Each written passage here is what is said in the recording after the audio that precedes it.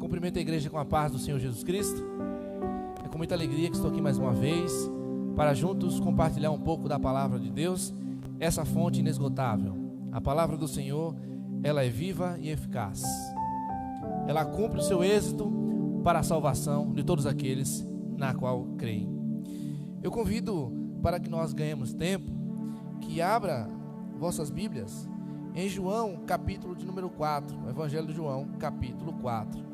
Gostaria de agradecer primeiramente ao meu Deus, ao nosso Senhor e Salvador Jesus Cristo, e também ao convite da pastora Sheila, que me convidou semana passada em retornar aqui mais uma vez nessa casa abençoada por Deus. Que Deus continue abençoando a igreja, sustentando e mantendo firme e forte até que Ele volte. Versículo de número 5. Chegou, pois, a uma cidade samaritana chamada Sicar, perto das terras de Jacó, dera a seu filho José. Estava ali a fonte de Jacó. Cansado de viagem, assentara-se Jesus junto à fonte por volta da hora sexta. Nisto veio uma mulher samaritana tirar água. Disse-lhe Jesus: dá-me de beber. Pois seus discípulos tinham ido à cidade para comprar alimentos. Então lhe disse a mulher samaritana: como sendo tu judeu, pedes de beber a mim, que sou mulher samaritana? Porque os judeus não se dão com os samaritanos. Replicou-lhe Jesus: se conheceras o dom de Deus, e quem é o que te pede, dá-me de beber, tu lhe pedirias, ele te daria água viva. Respondeu-lhe ela: Senhor, tu não tens com que tirar, e o poço é fundo. Onde, pois, tens a água viva? És tu, porventura, maior do que Jacó, o nosso pai, que nos deu o poço do qual ele mesmo bebeu, e bem assim seus filhos e seu gado? Afirmou-lhe Jesus: quem beber desta água tornará a ter sede. Aquele, porém, que beber da água que eu lhe der, nunca mais terá sede. Pelo contrário, a água que eu lhes der será nele uma fonte a jorrar para a vida eterna. Sente-se glorificando a Deus. Irmãos, quero começar fazendo uma pergunta. O que acontece quando alguém encontra Jesus verdadeiramente? Qual é a atitude posterior ao encontro verdadeiro a esse Cristo transformador, que chega para mudar vidas, que chega para fazer aquilo que ninguém pode fazer senão Ele? Aqui nós encontramos uma narrativa em que Jesus está saindo da Judeia. O texto narra a partir do versículo 1, saindo da Judeia com o propósito de ir para a Galileia. Mas para ir para a Galileia era necessário que passasse por Samaria. Encontramos na história com muita clareza que os judeus e os samaritanos não tinham uma boa relação. Os samaritanos profanaram o templo dos judeus. E em resposta, os judeus destruíram o templo dos samaritanos. No período mais ou menos ali da revolta dos Macabeus, juntamente com os Seleucidas. E nós vamos encontrar a história dessa mulher, que é marcante, não somente pelo que ela faz depois de encontrar Jesus, mas porque tem a presença daquele que transforma, mas porque tem a presença daquele que ama, mas porque tem a presença daquele que cuida, daquele que tem te investido, aquele que tem investido na sua vida, aquele que tem olhado para você com amor, aquele que não tem desistido de você, aquele que marca encontro e ninguém sabe o dia, porque ninguém pode marcar a agenda de Deus, ninguém pode mandar no dia que Ele tem que fazer algo, porque Ele é soberano, porque Ele sabe a melhor forma de fazer, o dia é melhor para fazer. Então o que cabe a nós como cristãos é acreditar no seu poder, é confiar nos seus feitos, é acreditar nas suas boas obras, é entender que Ele tem melhores coisas para nós. E mesmo que tenhamos esperança, planos que não contradizem a vontade de Deus, Ele tem muito mais do que pedimos e do que pensamos. Vivemos em dias em que muitos dizem conhecer a Jesus, mas poucos têm a atitude que essa mulher teve. Essa mulher mostra que de fato ela conheceu a Jesus, porque existe uma atitude verdadeira que de fato ratifica uma transformação ocasionada pelo conhecimento da verdade.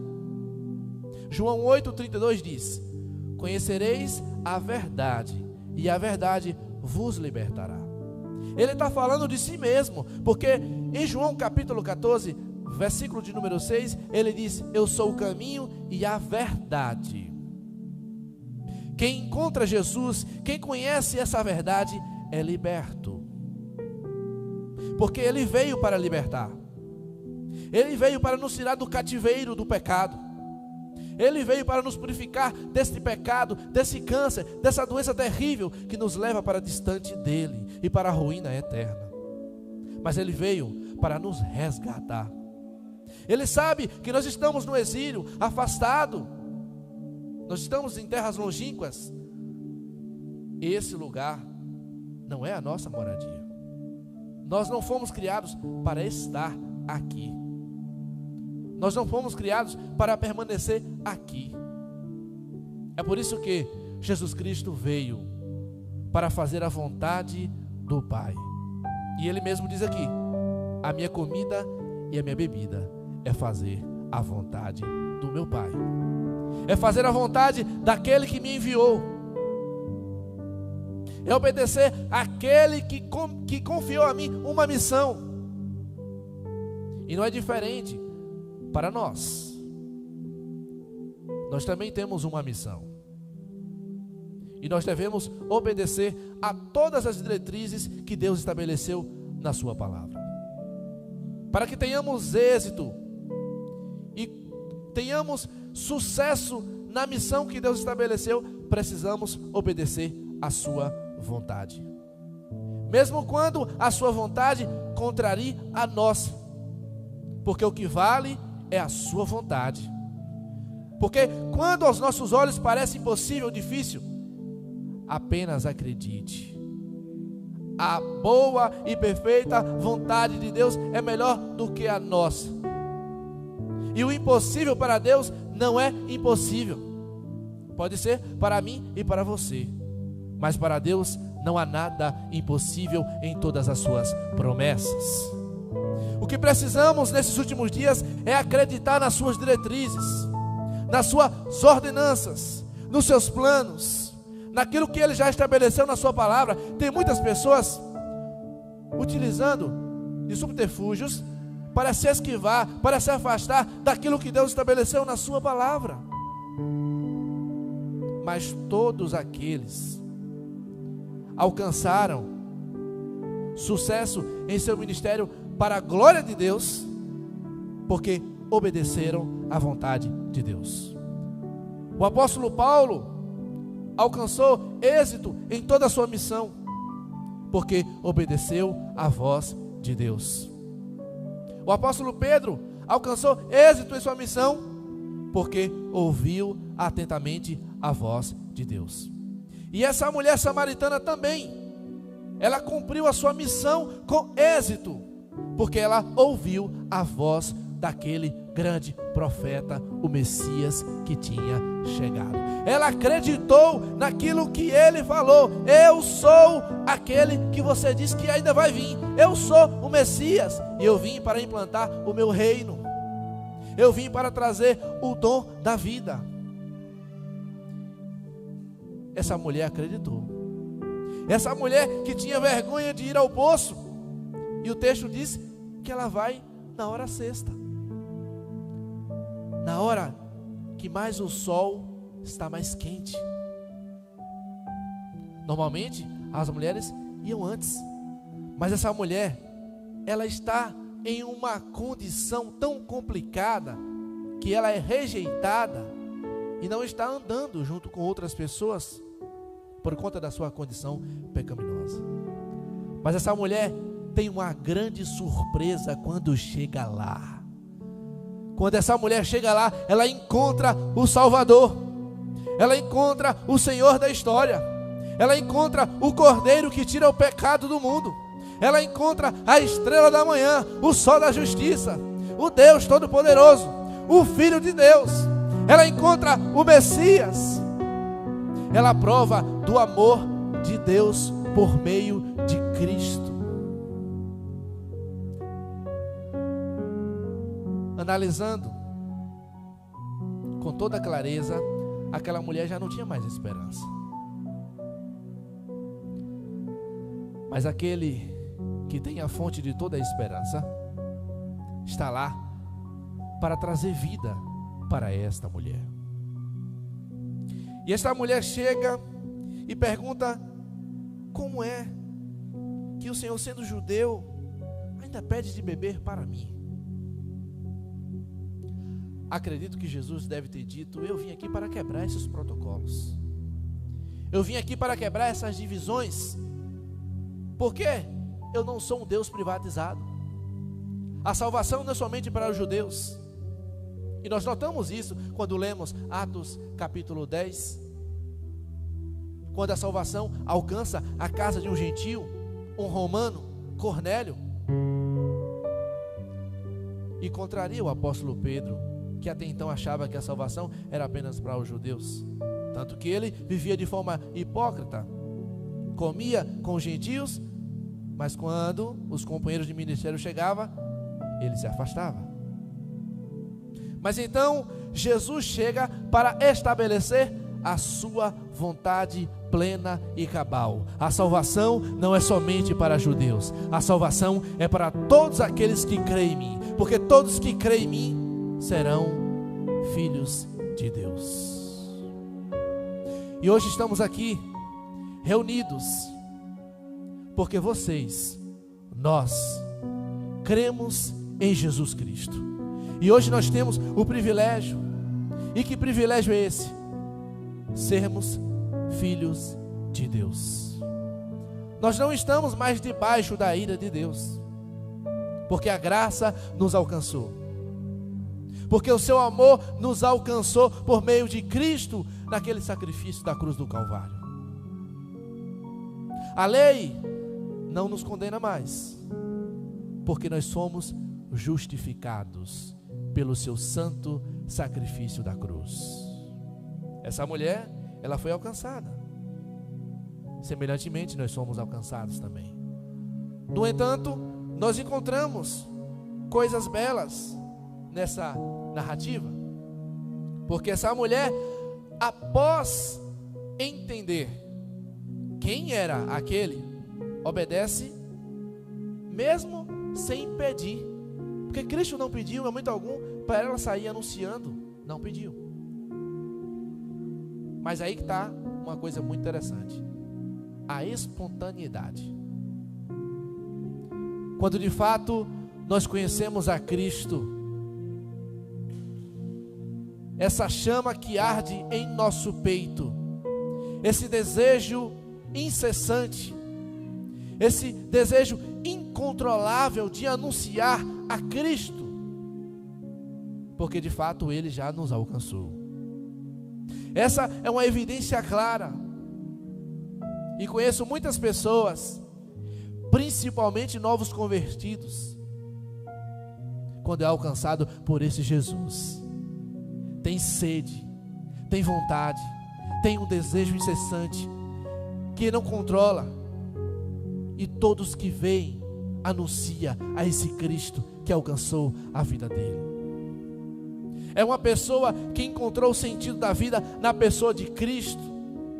É uma pessoa que está em conformidade com a vontade de Deus, porque a vontade de Deus é essa, que nós anunciemos a Cristo como Senhor e Salvador das nossas vidas.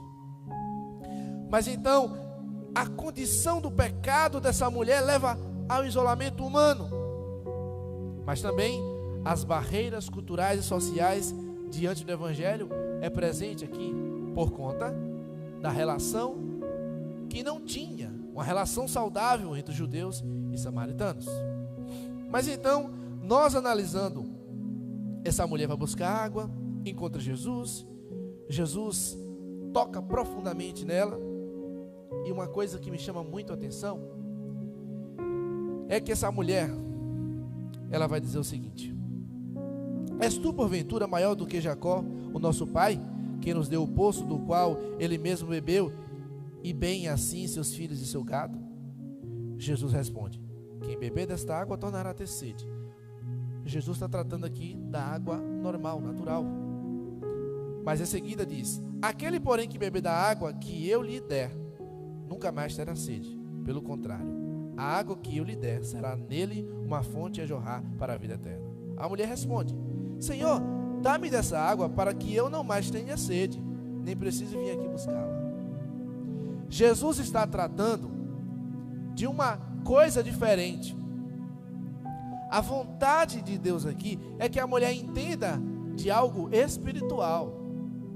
A mulher entende de água da vida aqui como algo natural. No entanto, o que Cristo está falando aqui é que eu vim trazer a salvação para você também. Eu vim trazer a água que não permite que você tenha mais sede. E essa água não é água física, é uma água espiritual. Porque a água, na Bíblia, também pode ser representada pelo Espírito Santo. Então, o que Cristo está falando aqui é que veio trazer salvação para essa mulher. Cristo não veio trazer coisas que têm prazo de validade. O que Cristo veio trazer é algo que dura para toda a eternidade. A salvação apresentada por o Messias não foi somente para aqui e agora. A salvação apresentada pelo Messias é algo que transcende a nossa capacidade de pensar, porque nós não temos capacidade de dimensionar a eternidade. Achamos que pensamos que temos essa capacidade, mas quem é que consegue calcular aquilo que é eterno, aquilo que não tem fim? É impossível. Mas é justamente isso que Cristo tem preparado para mim e para você. Ele tem a salvação eterna estabelecida nos planos da sua vontade para mim, para você e para a sua família. Se Cristo te alcançou, lembre-se, você também tem que ser um canal de bênção para anunciar a vontade dele dentro do seu lar. Apontar Cristo, sendo representante dele, mostrando que a salvação só pode ser verdadeira e eficaz e possível a partir somente dele. Porque ele é o Salvador, ele é o grande eu sou, ele é o Deus da história, ele é o Deus que governa sobre tudo e todos, e não tem nada que escape das suas mãos. As ovelhas de Cristo não podem ser arrebatadas das mãos dele. Ninguém pode tirar das mãos dele quem ele já resgatou. Essa é a esperança que nós temos. A esperança que temos é que nós temos um pastor, e esse pastor é todo poderoso, e ninguém pode ir com ele, e todos que entram em guerra e batalha contra ele já entram perdidos. Somente esse entra em uma guerra já com a vitória garantida, e todos aqueles que estão ao lado dele já são mais do que vencedores. Porque nós temos a certeza, nós temos a convicção de vida eterna, não pelos seus próprios méritos, não pelos nossos próprios méritos, não é pelas nossas obras, mas pela obra que Cristo fez na cruz do Calvário. A obra que ele fez na cruz foi perfeita, a obra que ele fez na cruz foi suficiente para a nossa salvação, e nós podemos descansar, nós podemos deitar e dormir e acordar em paz, confiando nas suas promessas. Cristo, semelhantemente como veio, estabeleceu toda a sua vontade nessa terra, estabeleceu também homens para propagar a mensagem, Ele prometeu voltar um dia para nos buscar. E quem de nós aqui nessa noite tem a esperança do seu retorno glorioso? Quem dentre nós aguardamos a sua vinda? Quantos de nós? Será que nós estamos de fato aguardando o seu retorno?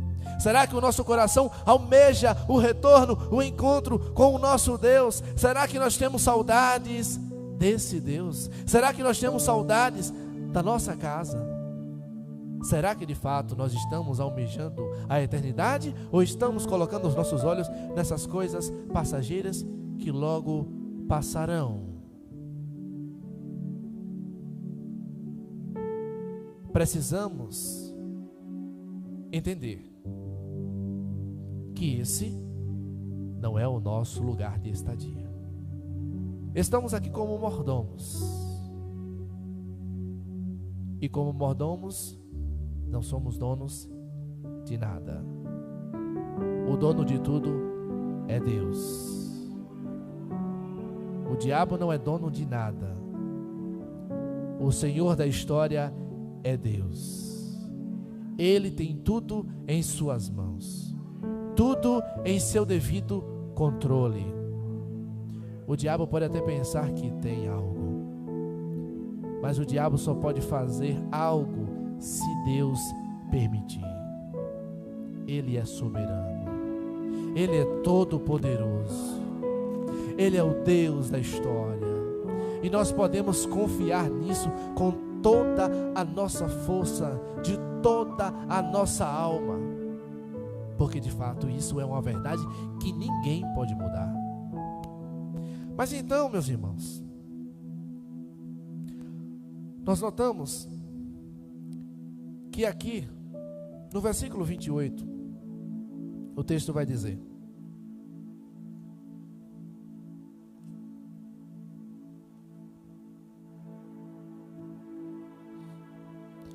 quanto à mulher, deixou seu cântaro, foi à cidade e disse àqueles homens: vinde comigo e vede um homem que me disse tudo quanto tenho feito. Será este porventura o Cristo? Saíram, pois, da cidade e vieram ter com ele. O texto disse: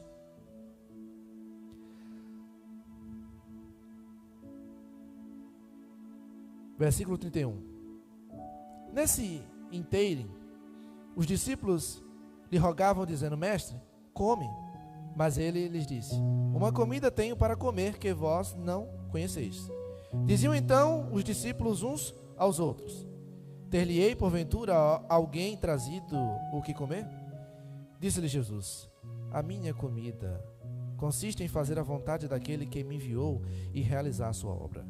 Não dizeis vós que ainda há 4 meses até a ceifa? Eu, porém, vos digo: erguei os olhos e vede os campos, pois já branquejam para a ceifa. O ceifeiro recebe desde já a recompensa e entesoura o seu fruto para a vida eterna. E desarte se alegram tanto o semeador como o ceifeiro, pois no caso é verdade o ditado: um é semeador e o outro é ceifeiro. Eu vos enviei para ceifar o que não semeastes. Outros trabalharam e vós entrastes no seu trabalho. Muitos samaritanos daquela cidade creram nele, em virtude do testemunho da mulher que anunciara a ele. Me disse tudo quanto tenho feito. Observe que aqui é o testemunho da mulher que ocasiona a muitos creem no Messias que já tinha chegado.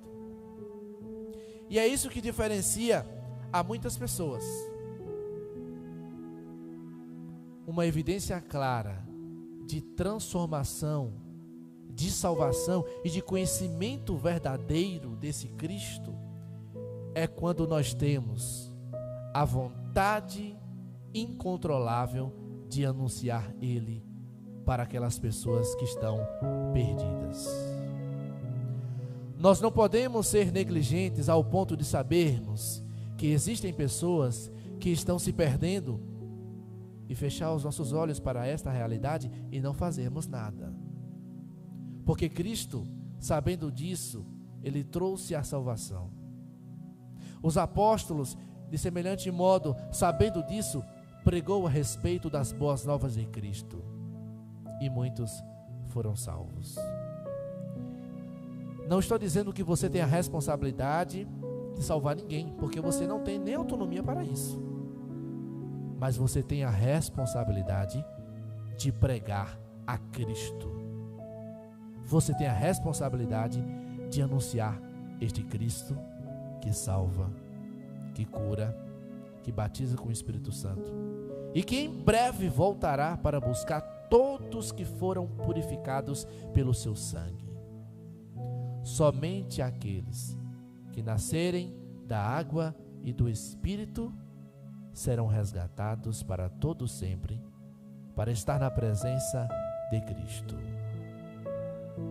Clamo a Deus para que preserve a fé de todos vocês e que vocês sejam chacoalhados a ponto de fazer semelhante ao que essa mulher fez: anunciar no trabalho, na família, na rua, aos desconhecidos.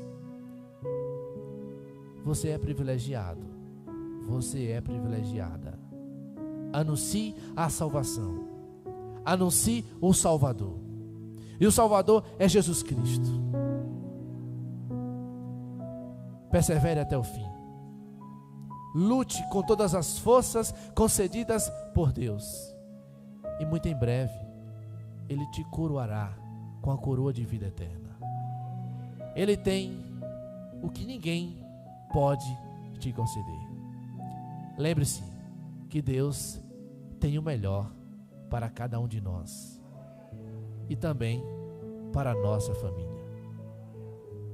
Profetizo que essa igreja dirá: eu e a minha casa serviremos ao Senhor.